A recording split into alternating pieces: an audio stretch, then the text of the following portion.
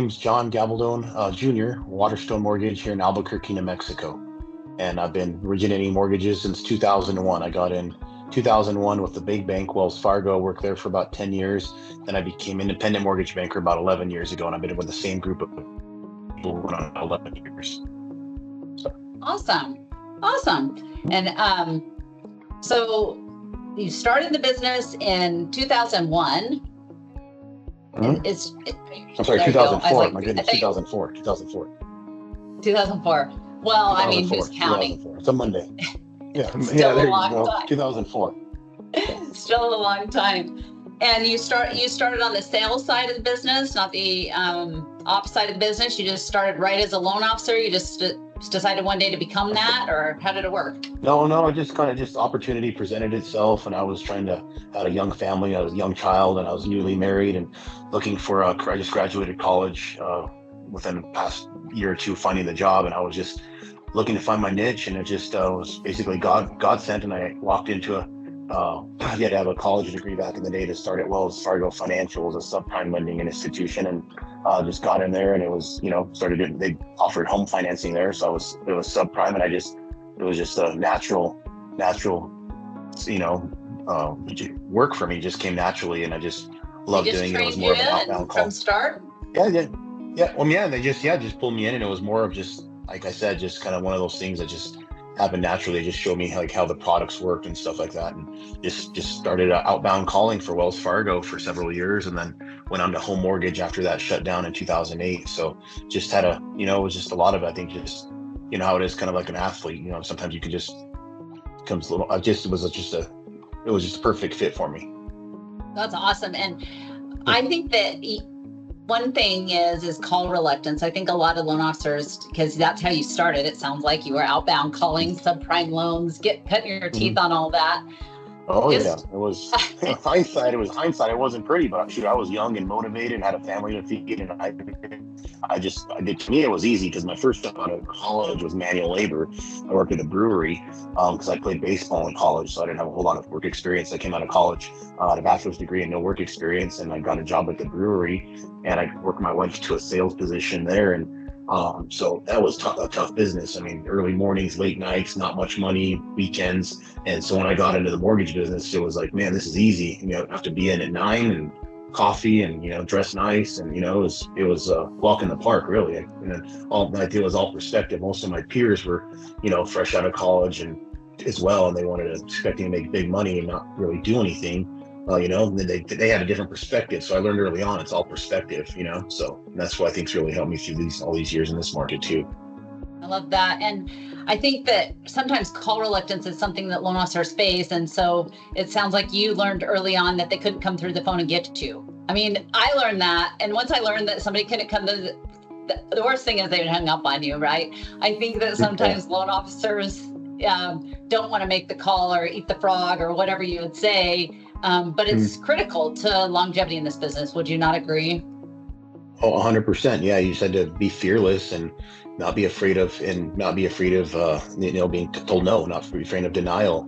And that's just one thing I think a lot of college sports taught me as well. Just kind of, you learn that just resiliency to never give up, regardless of, especially playing baseball. It's just a game of failure. And when it was just like calling people was, okay, what's the worst they're going to do? And I just never took it personal. It was just, to me, kind of a low-hanging fruit, just kind of like, hey, well, it was just a numbers game. You call 100 people a day and you're going to have a pretty good career. And it was just, I don't know. And I just repeated that. And I just became one of the top producers, even at Wells Fargo back then, which was good company. Back then, Yeah. You did that for 4-year span. You get your wheels on, you're learning how to do loans. You've got a career now, and all of a sudden the market falls out. Yeah, that was scary. Yeah, I went from making, good 6-figure income to basically, almost minimum wage. And, but I fought through it. And that's when I switched to Wells Fargo Home Mortgage and kind of rode the refinance boom for a while, the HARP refinance boom for a while, and kind of started switching more purchase. And that's when I went independent mortgage banking, because it was just working at the big bank was just not going to be working for you then. Yeah. I think that transition that you had though is key to, because you could have quit. I mean, you went from making six figures a year to working minimum wage. I mean, I think anybody that's been in it a long time have that thought process of, is this really my career? Is this really what I want to stay in? And learning, you know, in that heart business didn't come until 11. So, I mean, you had a stretch there that it was kind of, or 10, 11, that timeline, it was kind of interesting, right? And I just find it fascinating to talk to originators like yourself that have been doing it 20 years plus and have powered through hard times. I mean, I can think of, you know, the real estate crash. I think of the pandemic, right? Like working from home, how you were going to handle all those things. And then third, I think of the taper tantrum where the government stopped buying mortgage-backed securities and rates went up 2 points like in a month. And I think that a lot of people aren't like you that haven't powered through. So do you think it's a personal thing for you that you were able to like power through any of that adversity? Or do you think it's that you had a family and that's your why and you stayed focused on that? What do you think made you do it, you know, to stay the course? I think, several reasons. I never wanted to go back, you know, just perspective. I never wanted to go back to basically taking orders. I like being my own boss, right? When you're in the mortgage business, you can dictate your own fate, right? Your own fate. And I just like to be able to, you know, be my own boss and not being told what to do. I'm self-motivated. And I think a lot of it just with my upbringing. My dad was, you know, like self-employed and just highly motivated, and just kind of, I think just growing up in that type of entrepreneurial home setting, you know, really helped. And then having my wife stay home with the children. I had three boys at that time when they were younger.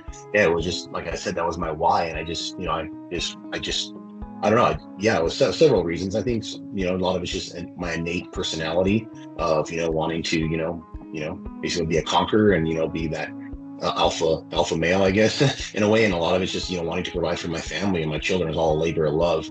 And to this day, it still is. You know, now my oldest son's finished college. He's working here at the Sandia Labs, and my two younger sons are going to be a senior and sophomore in high school. So it still continues, you know. So I just, you know, basically it's a labor of love for my family, and this is the best business, my best business on the planet, the mortgage business, my opinion, as long as you keep boundaries on it. And that's something I've learned over the years, just to learn to put boundaries, and you only can do so much, right? You can't help everybody at the same time.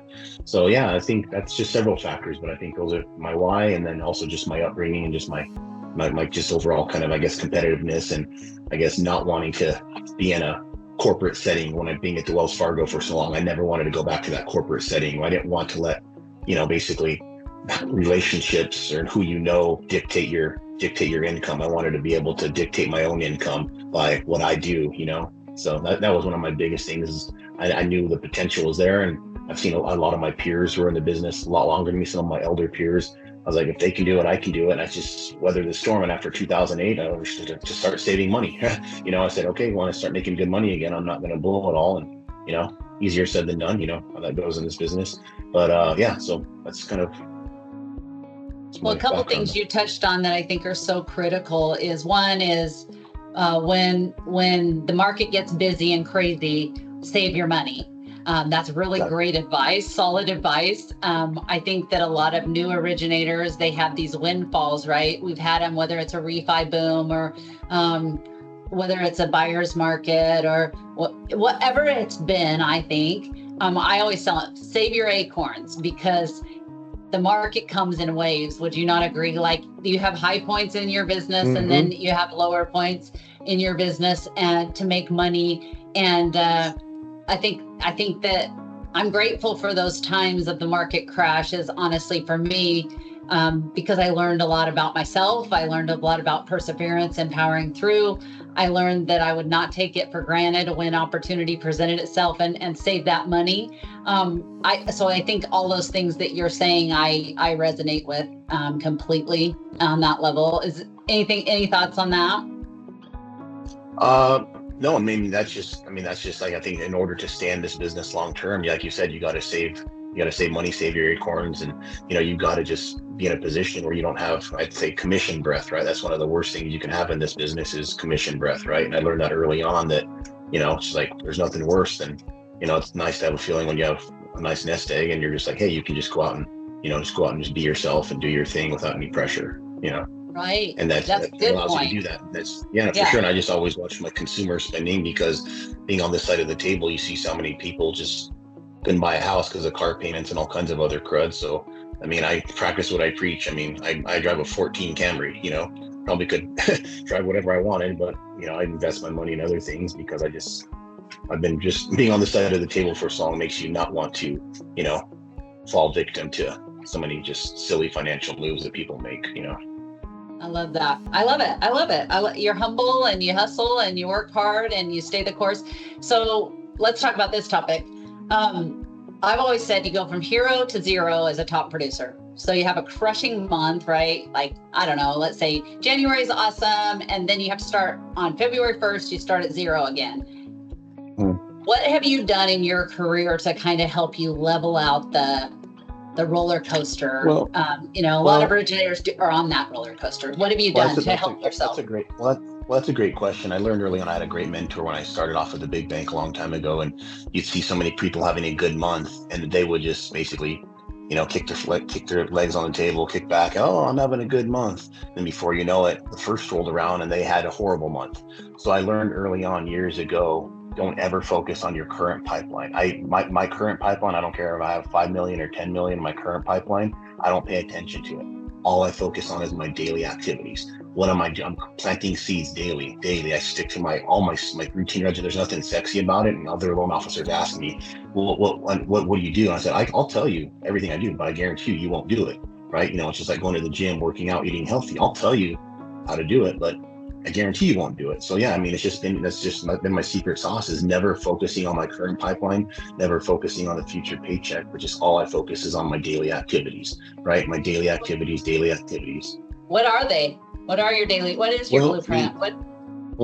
My blueprint is basically every morning I hold myself accountable. I have a staff of 5 that I can allocate certain things to, but I don't. I hold myself accountable to following up my old leads. I have a system, a CRM. I probably call 15 to 20 a day. First thing when I get to the office, I call all my prospects that say 6 months ago didn't have credit. Follow up, did you have credit? That's how I built my realtor relationships so strong too, is by my follow up with all my clients. Whether it's, had bankruptcy, is going to be seasoned in 12 months or 12 months commission. I just set all my follow-ups, and I do just diligent with that daily.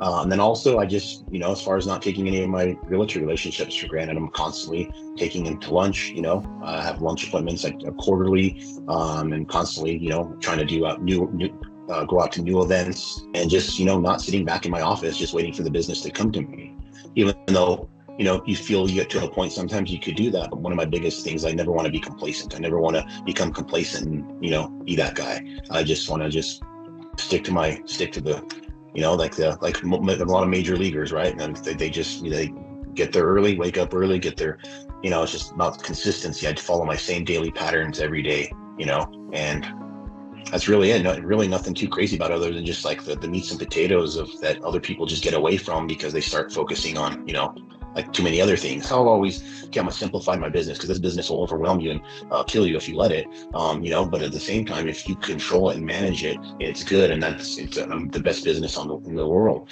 But that's what I've had to learn to. My goal every day was, people about, what's your goal? My goal is to run credit reports. My goal is to run 5 credit reports a day. Sometimes I do 10, sometimes I do 20, but my minimum's 5 a day. So if I'm running 5 credit reports a day, that's 25 a week. That's 100 a month, right? I mean, you're going to, probably get at least 10 deals if you're running 100 a month. So I always just narrowed it down how many credit reports I can run a day. And I think that's just about the simplest factor that you could use in order to be successful. So 15 to 20 calls to prospects or people in your sphere that have not closed with you yet a day. Yes. 5 new starts or credit rans, what have you, a day. Those are couple of your goals. Agents. Yes. How many agents do you have in your sphere? Do you market to? I love that you're dating your agents. I think that's great advice. Date your agents, because if you're not, someone else is, for sure. Exactly. And I just, my biggest thing is, a lot of people ask me, who do you work with? And they expect me to name drop the top agents in Albuquerque or New Mexico. And I don't. I've built my business and, over the small fish, right? My business is so well stabilized. I probably work with about 40 to 50 agents that are maybe do one deal 1 to 2 deals a month or every other month, and it's just a consistent business model, because if one person's doing one month, the other person is doing 2, or someone took them a breakfast burrito and they sent their business there for that month. It's just how fragile these relationships are. So that's why I'm constantly, like you said, out there dating, trying to constantly just because you never know. I think that's another huge mistake loan officers make, is they get too caught up with 1 or 2 relationships, big fish, and then something goes sideways and they're, pardon my language, but they're screwed, right? And they basically, so yeah, I mean, my business model is 40 agents who do 1 deal a month, as opposed to 2 or 3 that basically own you. And I don't want to be owned by anybody except my wife. Well, gosh, even if you looked at it and you said, I have 40 agents I nurture, and I want to get every quarter I want 1 deal a quarter from each of them. I mean, you'd have a very healthy business of 4 quarters, 160 units. You would crush life, right? So you're not even and so I agree with that statement, and I agree with not putting all your eggs in one basket. That's super good advice.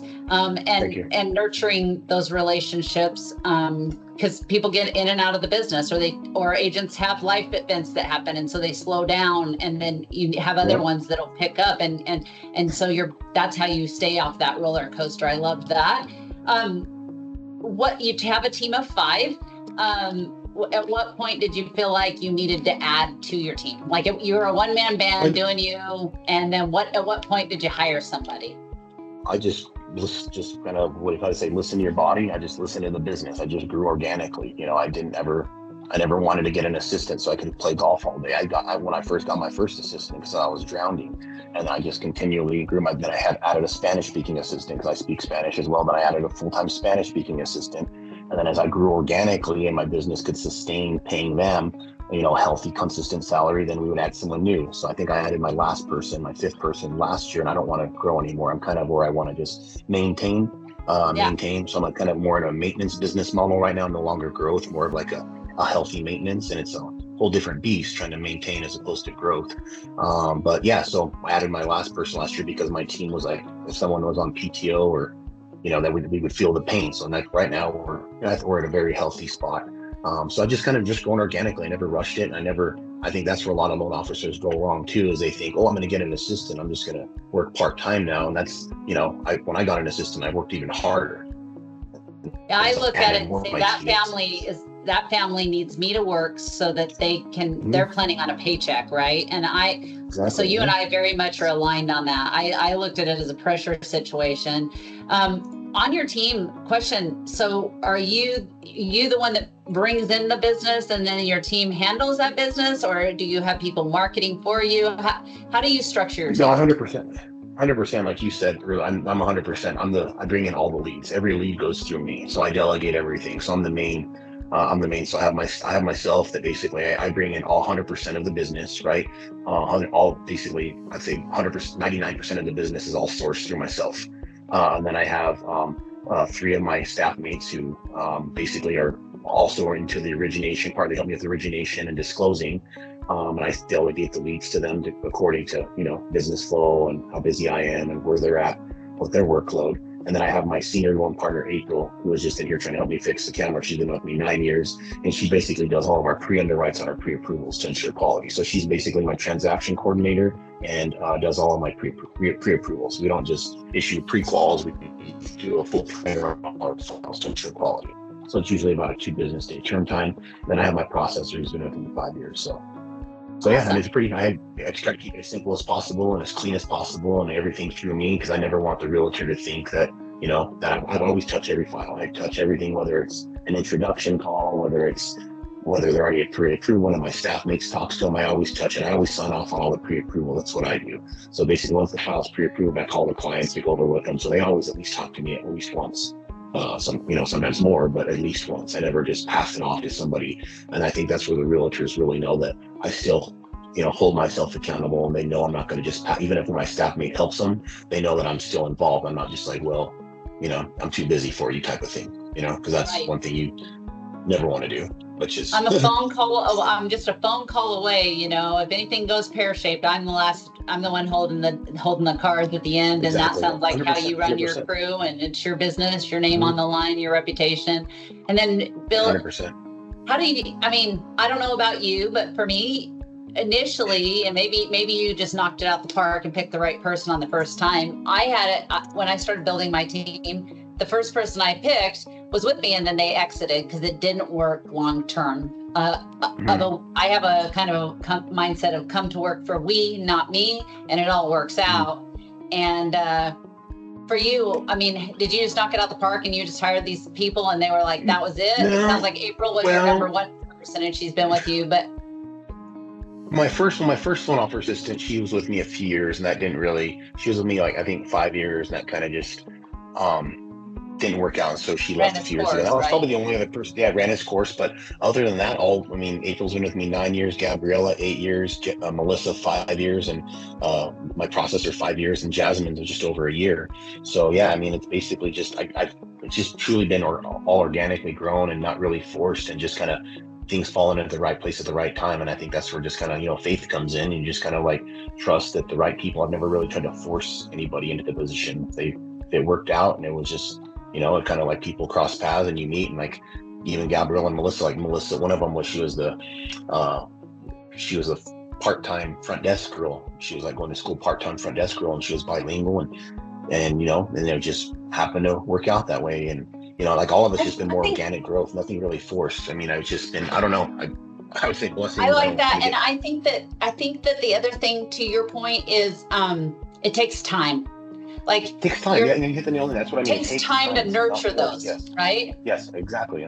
It takes time. You hit the nail on the head. It's just, and that's where I think so many loan officers go wrong too, is I want to build a team. It's like, well, it's like planting seeds. Like I tell people, just like, it's like you can't plant a seed and sit there and just stare at the ground and wait for it to grow. Like you plant seeds, and once it grows, then you have an abundance of fruit. And I think that's where, like I said, a lot of loan officers do go wrong, is they just.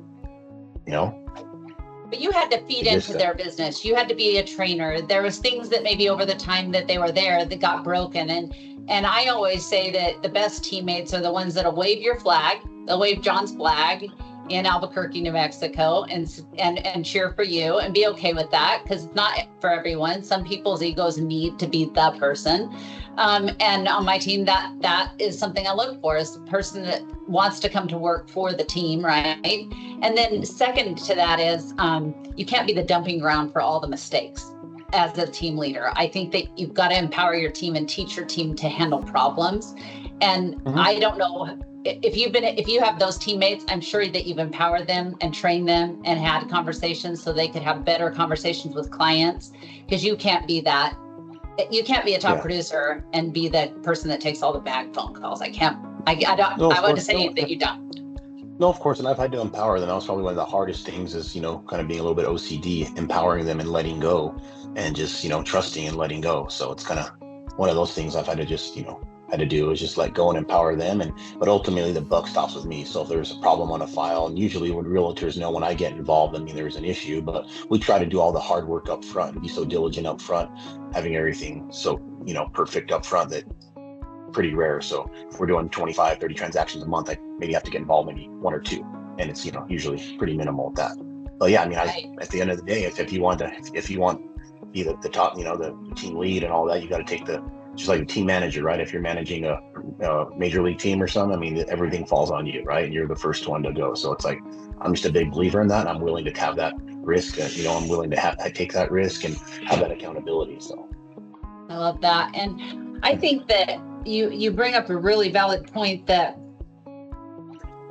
the buck does stop with you, but you've empowered your team so that they are confident, and so I don't know about you, but for me, when I started my team, and I love that we're talking about teams because I haven't talked about this on any other interview yet. But when I started my team, some of the agents I'd worked with for a long time, when it was just Mandy answering every phone call, every text, every email, talking to every single client through the entire transaction, some of those agents didn't stay long-term with me. I had to go and I marketed my team in the manner of, this is what you get if you work with a team. So I learned how to market it differently than, hey, I'm John, I'm your guy, call me, text me, email me, I'll pick up my phone. Even if I'm at a doctor appointment, I'll pick up my phone. I had to learn to market my team as, hey, the great part is you are hiring me as a loan officer because you trust me with your income to help you get this client to the finish line. And I have the support team around me that is also, we're all aligned in order to get this client taken care of. And so I ended up having to market differently. Did you feel like you had to shift how you marketed your agents so that they no, knew I it would be okay? at the beginning it was a little rough because, they just wanted to talk to you. Oh, I want to talk to John. I want to talk to John. But like even right now, my phone calls are being forwarded. I forward my phone calls for 4 hours a day. And when I'm out of the office, it's all day long. One of my staff mates answers the calls. And that's where I've had to just build that trust. And the agents had to realize like, hey, I let them know they sit right next to me. I got to like paint the picture. They literally, their office is right next door. And we're one of the same. She's my right hand. We're all intertwined. I tell them they probably know more than I do at this point, right? So it's like about how to get these transactions done because they're more hands-on than I am as far as the actual documents and all the questions and all that kind of stuff. So yeah, so I've just had to just coach and mentor my referral partners that hey, it's like. And they trust. And after some time, you see them when you're building your team, you see a little bit of fallout, but they always come back around when that other loan officer screws it up. And all right, I guess it's not so bad, and some still always there, but it's just like I just can't be, people's beck and call anymore, and that's okay. I had to learn that that's okay. That's your work-life balance. That's how you learn. Exactly. And work-life balance is kind of baloney if you're a self-employed loan officer, but I think that having a team does add more balance in my life. It allowed me to have my clients taken care of, but be able to go to your 3 sons, if they're in baseball, to be able to go to their game and not be having to have your laptop out on your lap while they're exactly. Yeah, and I'm basically anybody who's successful in this business is basically I would want to use the term workaholic, but if you're successful in this business, it's not because you're not constantly working, but I've learned over the years, the past 4 years, I don't work on Sundays anymore. So I don't answer, I have my phone off on Sunday. So I have like a little family phone. So none of my staff, it's kind of like the Chick-fil-A model, if you will. We work Monday through Saturday. And, when we get to you, we're going to get your order right. And we're going to be my pleasure. Yes, ma'am. And we're going to get it right. But we just don't work on Sundays, email only. So if someone needs something on Sunday, we don't leave them in limbo, but it's email only. And none of my staff work Sundays. So, and it was a leap of faith years ago. I thought it was going to be hard, but I had to because either that or have a heart attack and die at an early age. So, and with, a lot of money in the bank, but wouldn't have mattered. Right. So I just figured I had to make some changes. And one of them was just the Sunday model. And I'll never go back. And it's been awesome. And now I come into Monday mornings doing cartwheels and not wanting to. You're revitalized and ready for the week. And exactly. Yeah. I think it's an expectation business. Would you agree with that? Like, I think agents want you. If they have the right expectation and you live up to that, exactly. If you email me, I'm going to help you, or my team is going to watch that email. I think it's an expectation business. 100%. Yeah. And it's just setting the right expectation and coming through. Like you said, not following through. You can't. So I don't just say I don't work Sundays. No, I'm here in the office 7:30 a.m. on Monday, ready to go. And I check my email on Sunday, but not much is going on. It's just, and I tell realtors, if you're trying to get someone pre-approved on a Sunday afternoon or a Sunday, you're not doing your job right. You should have them pre-approved way before that, right? If I'm an agent, I'm not going to want to go show homes and nights or weekend if I know someone's not fully vetted. So yeah, you said it's an expectation business, and as long as you set the right expectations and they trust you, and then you're going to come through for them. They'd much rather have that. That's where I get so much of my business. You have a lot of my competition who will, give them take those calls and but then they do it. They, pardon my language, half-ass, and then they end up blowing the deals, and they can't trust it. So I'm like, okay, well, would you rather just wait a day or two, and just have some sanity behind it, and have a more calm, fluid business? And I think most people would, and I think that's just how I run my business. So you have the 40 agents that you're focused on, you're calling them, how often are you touching base with your agents? Every week? No, maybe it really depends. I don't have it. Depends. I set lunches with my top 10 agents. I probably do a quarterly lunch. And the newer agents, I'll just kind of randomly, if I feel like we're going to work good together, I'm at a point in my career where I'm trying to pick really nice people to work with. I don't want to, I'm trying to work like-minded people. Not looking for, unhealthy relationships. So I would say, yeah, I do new realtors here and there. And then I'd say, yeah, I just go quarterly because it's a lot of people. So my top 10 to 15 people, I probably do every quarter at lunch, several times a year. And if we have an event, I invite them, and and I think that's just a lot more than most people going out of your way to break bread with someone. Yeah, I mean, other than that, calls, those phone calls, like I call maybe every couple of weeks. I try not to be overwhelming, and I think that really helps too when people know that you're not desperate and you want to work with them, but you're not gonna commission. I think you call it commission breath. Yeah, commission breath. Yeah, exactly. And I just just there to help people, and I'm new product, new program. I'm calling you about something relevant in the market, something like that. Then you're touching base with them on a regular basis. Sometimes not even that. Sometimes I'm just calling to say, hi, how are you? I haven't talked to you in a while. I just want to let you know I'm here if you need anything, right? They know what I do for a living, and you'd be surprised sometimes how that phone call, you hang up and next day you get a referral, right? Just because you called to say hello, right? And I didn't have necessarily that intention. Yeah, I know you're not expecting my call, but hey. Yeah, exactly. Yeah. How are your kids? How's the dog? How's your vacation? Yeah, exactly. Mm-hmm. I love that. Simple stuff. It is a personal relationship business, don't you think? 100%. That's your long-term ones. You talked about being like-minded. I call it no brilliant jerks. I want no brilliant jerks in my life. You cannot be a high-producing loan officer and surround yourself with brilliant jerks that suck out the lifeblood of your humanness, right? I think that you need to be around amazing humans that feed John's soul so you feel better about the business, so you're a better loan officer, so your team's better. That I agree with you wholeheartedly on that. Like-minded, whatever words you want to use, but that's what I call it, because I think that those people, good juju gets good juju. I don't know.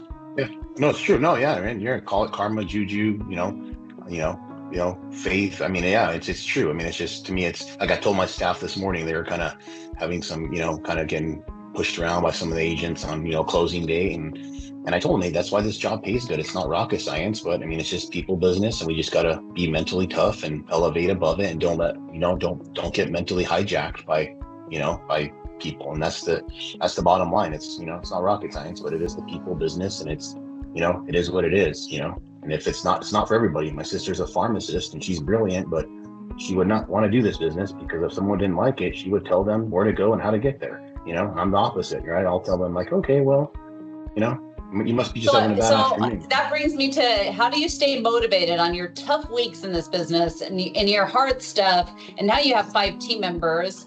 I mean, what do you do to reset your day? I call it reset my day, because if I have a bad day, you can't be a top performer and take that to tomorrow. You just can't. And so what do you do? What's your kind of way honestly, my secret sauce is my secret sauce might be TMI, but I try to do my work unto the Lord, right? I read my Bible. I mean, I'm human. I really do. I tell my team as I try to be a foot washer, right? I mean, look at Jesus was a foot washer, and most perfect God who walked the planet, our Savior, he washed people's feet. So I mean, I know that's kind of an extreme analogy, but in this business, you kind of, it's not too much different. I mean, you're dealing with people who are grumpy and difficult and bad, hard situations. I'm like, all right, Lord, give me the strength to wash feet today. And really, that's what keeps me going. I mean, honestly. You lean into your faith. Perfect. Yeah. I love that so much. I love that, because I do think that for me, that's my source too of where I can go for guidance when I feel like maybe I'm maxed out. I'm like at my potential, right? I'm maxed out. Yeah. Okay. So what is your business mix? Do you have database? You're purchase centric. You've got agents. You do your trout run, so to speak, when there's a refinance opportunity. Do you stay in touch with your database so that you get those referrals? I mean, what's your mix of, where does your business come from mostly? A little bit. I mean, I'd say 90% of it's just new realtor business, new realtor referrals.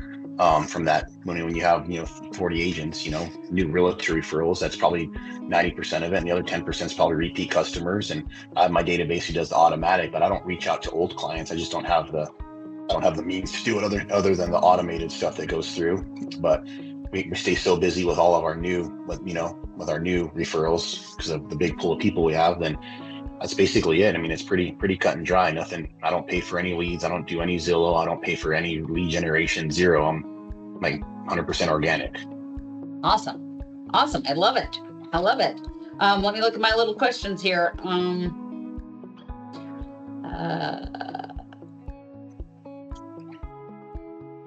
So what one's marketing strategy or tool do you swear by? You're like, if I didn't have this in my business, is it the coming in and making those calls in the morning? Is it your agent contact? What's your one thing you think, gosh, if you took this out of my business, it would definitely take a hit? Well, I mean, besides my realtor referrals, I mean, probably just my follow-up system. I think it would take a hit because that's been my bread and butter, just following up with clients, my follow-up system. Your non-negotiable. Your non-negotiable is those 10 to 15 calls a day.